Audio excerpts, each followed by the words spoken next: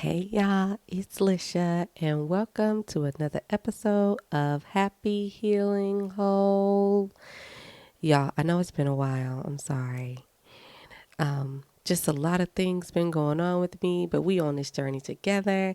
And today, I want to come and talk to y'all about how elevation requires separation. Now, I know we're going to talk about B Simone and Megan Ashley. But it's very interesting how this reigns true, why friendships have to end. And it's very complex when you think about it. Because when you think about a tree or a fish, they are two big amazing things, earth and water. And they are both very much necessary in our lives. But their growth is often magnified when they get out of comfort zones. And because we are made of earth and are of water, these are the lessons we should take for ourselves. So sometimes that bestie can no longer be your friend for you to reach the level that God has for you. And today we're going to talk about it. Y'all ready? Let's heal.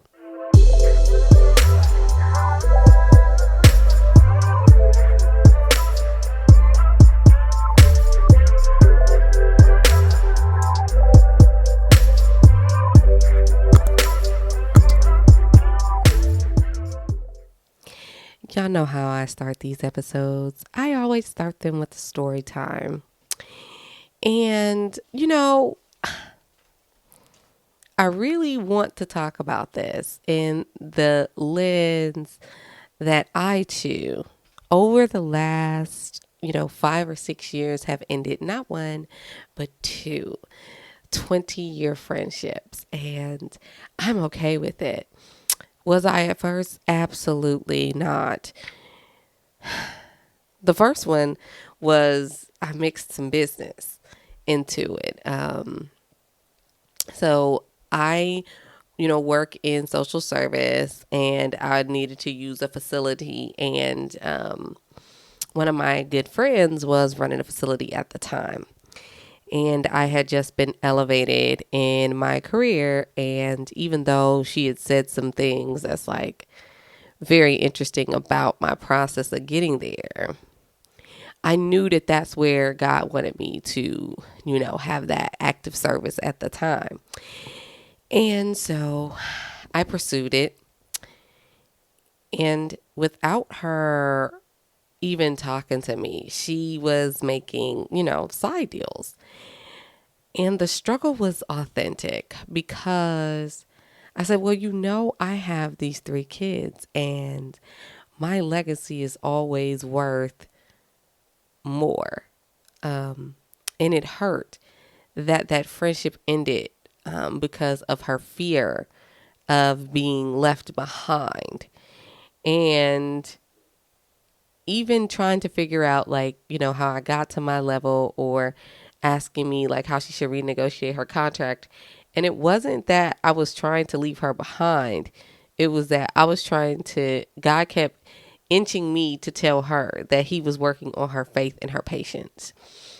And what was interesting is maybe a year before our friendship ended, I knew it was getting ready to end. I had told her, I said, look, God is telling me to prepare for you to go on. I don't know why. And she's like, oh, that's my sign to move. That's my sign to move. And that's what we both thought. But it was really the sign that our friendship was ending. And the second one, ironically, ended because she didn't take her business seriously. And I've always been one of those people where, if you have a goal or something in mind that you want God to do for you, I want to be committed to that for you. Even if in both situations, my incessant need to people please and to be liked because they were both popular. And in the process, dimming my light from the things that God wanted to do through me, and for others, right? I'm not even considering that. I'm, with that anxious attachment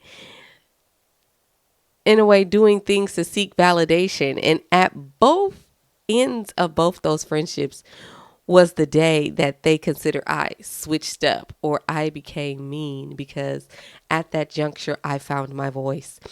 And as I am following B Simone and Megan Ashley and watching both of their podcasts separate and become better.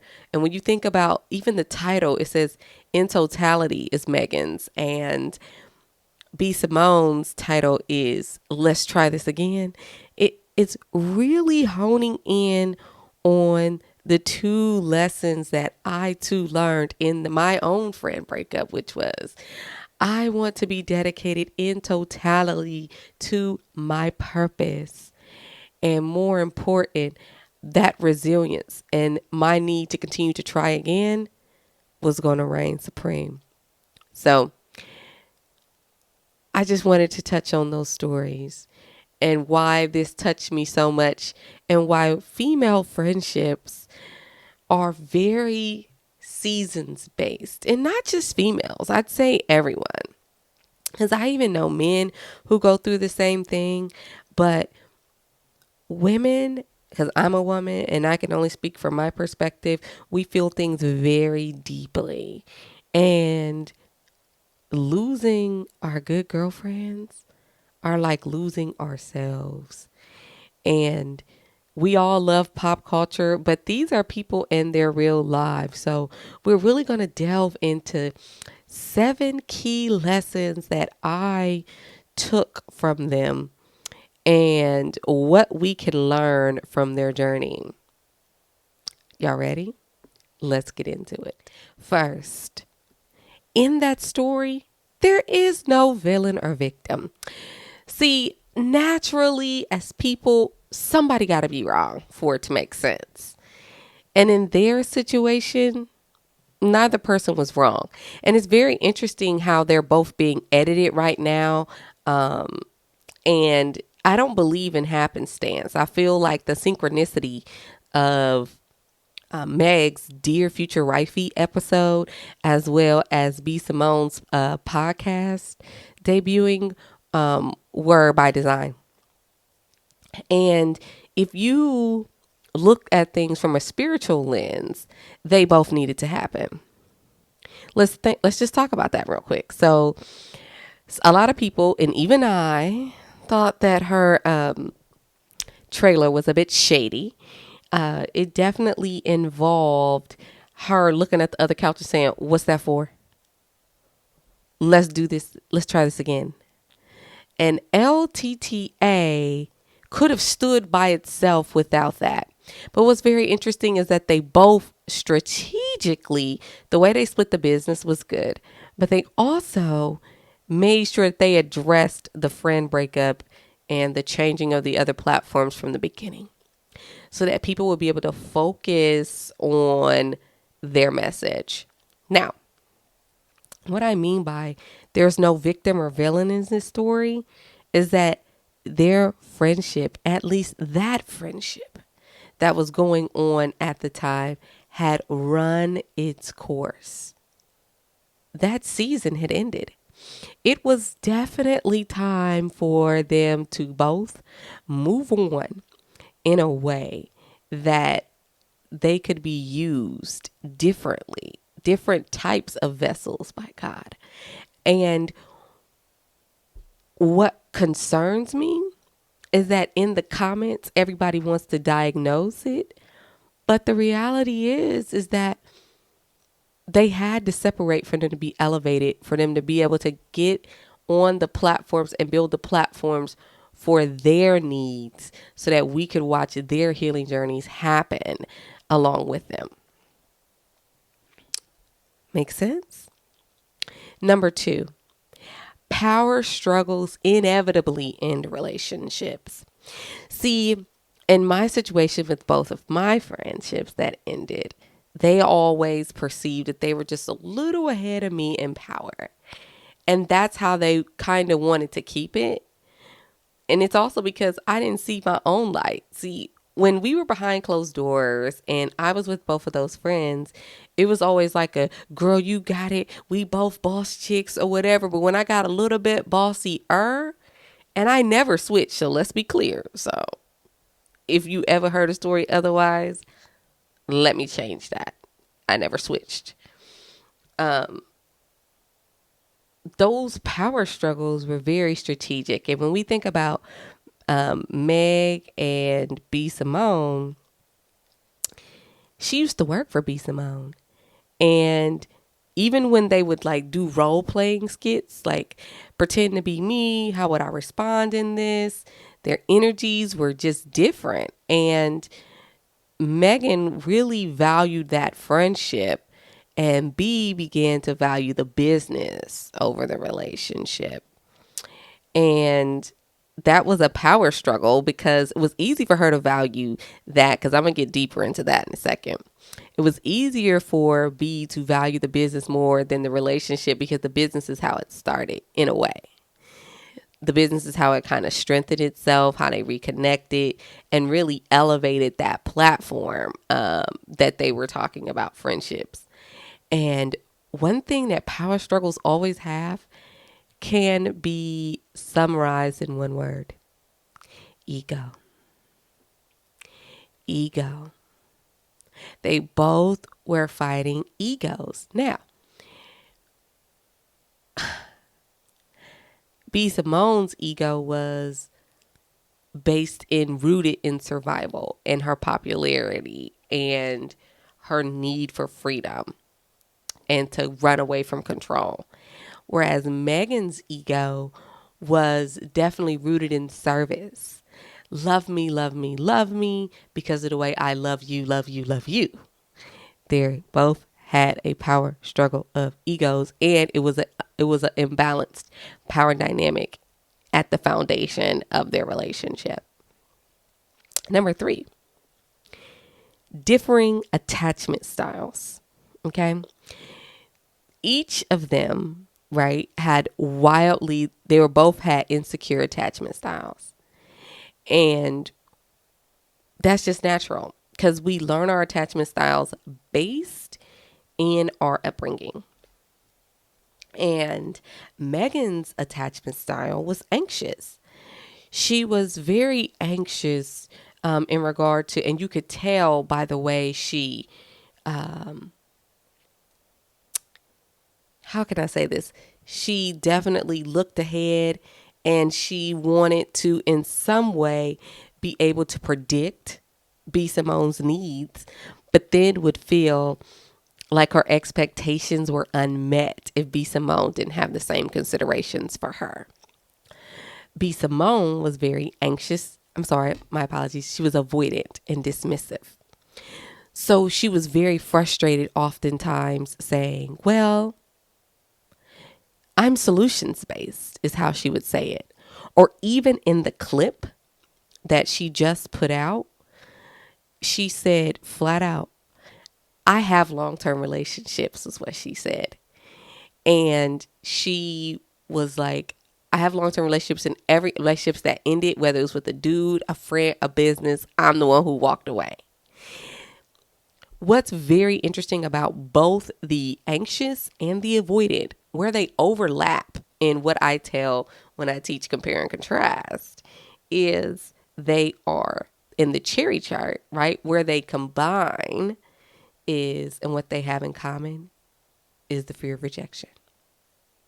Now, I'm a person who definitely has presented anxious in the past, was a people pleaser, but I'm overall a lot more avoidant, but I'm very empathic. It's very weird because I can feel everything you got going on and then I'm running because it's overwhelming.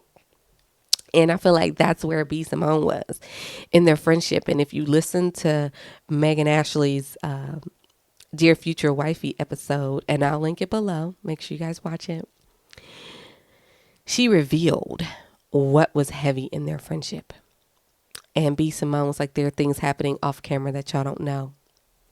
And what it was, Megan, and she has talked about it in regard to her bipolar, but it was also very heavy because she had suicidal thoughts and stayed in darkness quite a bit.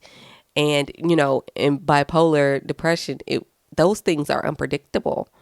And as with an avoidant is overwhelming. You feel like you're drowning. You don't know exactly what to do. And you have this anxious person saying, love me, love me, love me. And you're like, I can't love you the way I want to love you. But they were both with that. Like I stated the last point about the power struggle, they're both fighting for a level of control with one another to try to figure out a way to control the other person to do the things that they wanted to meet their expectations. And I felt that tug of war in my relationships that ended as well, because when we're on our journeys and we're with people who we love, it's hard for us not to have expectations, because we want to have reciprocal relationships and we want to be people to be what we need them to be. We want them to live up to this belief we have of them in our minds. We want them to do that and also exceed that in some way. And when they don't, well, we reject them and sometimes to ensure they don't reject us, but we definitely try to get rid of those things. Which definitely leads me to my fourth lesson. Mutual investment is not the same thing as being in a transactional relationship. And I'm going to make something very clear.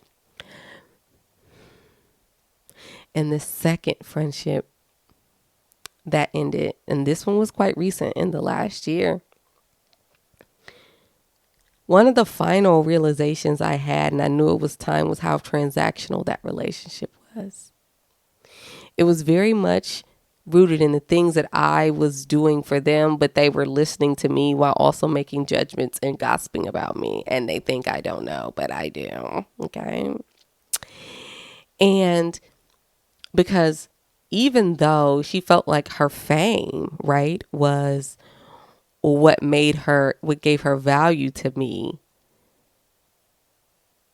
it was also the way that I showed up that was of value to her. And you have to be very careful. And this is even in our romantic relationships. When a person can tell you that they love you based on what you do for them instead of who you are, that's a transactional relationship. Mutually beneficial, you're both discussing the things you do for each other and why you love that person for who they are. Being in a relationship is about being, not being served. And if you're not giving and that doesn't match the service, then it's imbalanced and it's a transactional relationship. And that is why we need to start a movement of having value-based friendships. Now, this other friendship, I had to change the level recently. And it was because it was connected to one of the 20 years I had to end. And I never forget, I told her, I said, friendships are like job descriptions. And if you cannot meet certain expectations because that's what I'm meeting for you, I have to reduce or demote you. That's healthy. That's real. That's true. That's you coming out your people pleasing and into your voice. That's you saying what you're worth and what you're willing to put up with. And if you know a person cannot meet them, it is okay to demote them. And that is what B Simone was trying to communicate to Megan in that last conversation, when Megan and her had that conversation of, she said, I changed my mind with how I'm going to do our friendship. I changed my mind with how we're going to do our friendship. She said, no, you changed your mind about me. And no, B Simone said, you can't meet these expectations. And I know I can't meet the expectations that you're giving me. So the level should be demoted.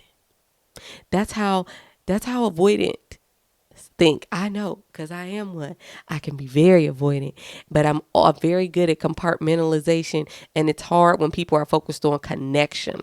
And that was a large issue that was going on with them too, is their values were different, because you had one that was focused on the connection. The other one was compartmentalizing where the value was. And it doesn't mean either person loved each other any less, but what it means is that their values were very different. Number 5, and this is probably the most important part for the audience to understand. Seeking God looks different for everybody. It does. See, everybody's used to we make people our idols, and we're not supposed to do that. And we get kind of stuck in the minutia of this person seems perfect, or this person is ratchet, or this and that and the other. When the reality is that seeking God looks different for everybody. No one's process in healing or how they find God is the same. And B Simone may be able to grab more people based on how she presents herself, because it's more freedom, it's more open, it's more of an open dialogue. And Megan's is very fixed, it's very routine, it's very deep. It's just different, but it doesn't make it any less or any more. And while their relationship may not have been compatible at its end, them together had the ability to save a lot of souls. So being able for them to be able to freely participate and adopt the beliefs separately is going to allow the people who align with either one. This is increasing alignment to be able to really seek God the way that they want to. And I want you guys to think about that. I want you to take a moment and just be grateful that there are different ways to seek God, and everybody's journey does not look the same. Okay? It does not. Heavy relationships, number 6, okay? Heavy relationships turn us into bag ladies and bag men. Some people are too heavy. After a while, they both became too heavy for one another. See, if you listen very closely, right, in her Dear Future Wifey episode, Megan was very heavy, and he asked her, what did she learn in her marriage? See, I don't believe in apples and oranges. It's apples and apples. Who you are is who you are. That's one of the beliefs that I learned in that amazing book called Fierce Conversations. People do not show up differently. Who they are intrinsically at the foundation is the exact same. And she was talking about how she learned in her marriage that she was manipulative. She uses her words as a means to control people, that she was very judgmental and all those things. That made her heavy, because B was like, I just want to be free, because she's avoidant.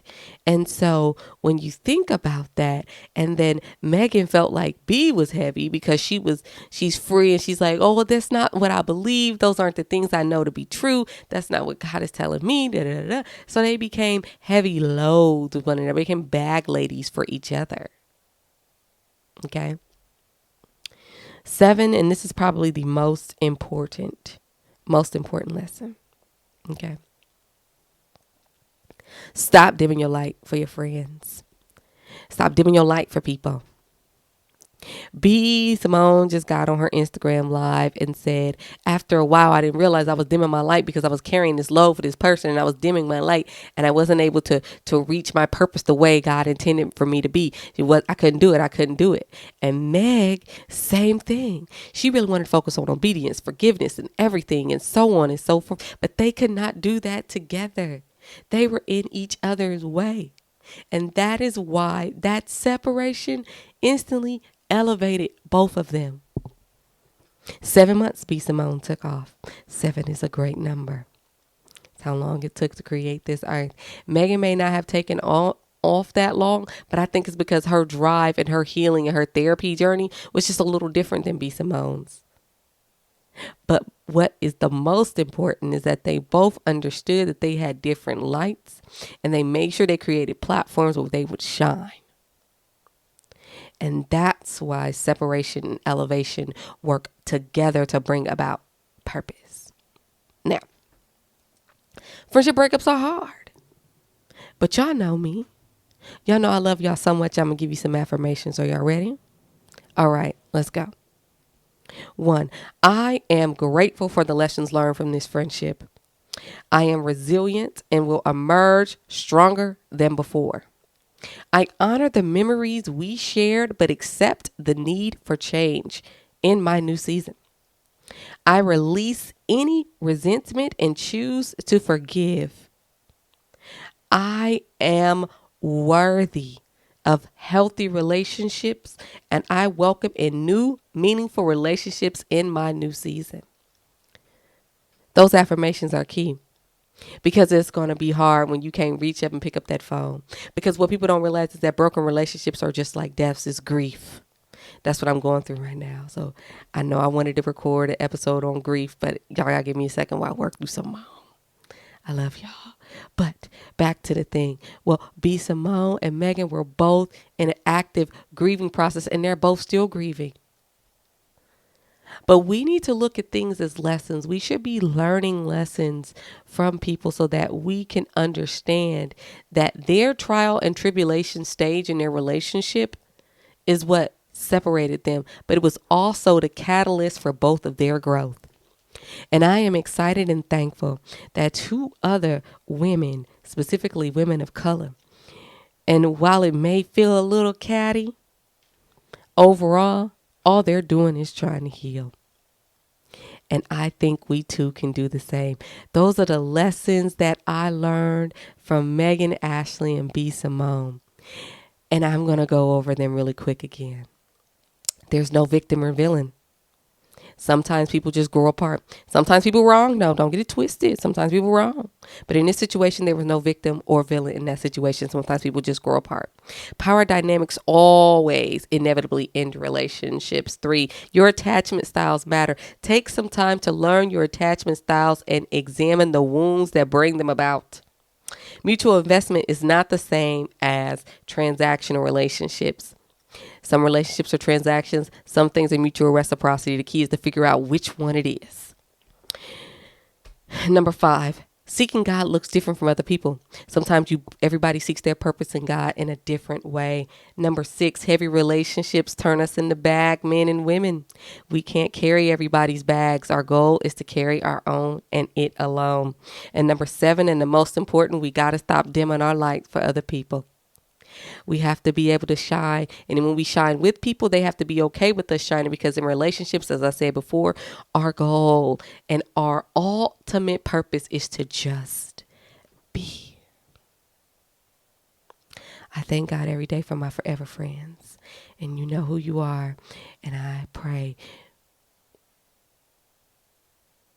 when we grow together, we stay together and we get stronger. I love you guys so much. I hope these lessons make sense. Go down in the comments, like, comment, share, and subscribe. Let's talk about this situation. What do you guys think? I love you so much. I mean it. Keep your head up and on swivel. Have a great one.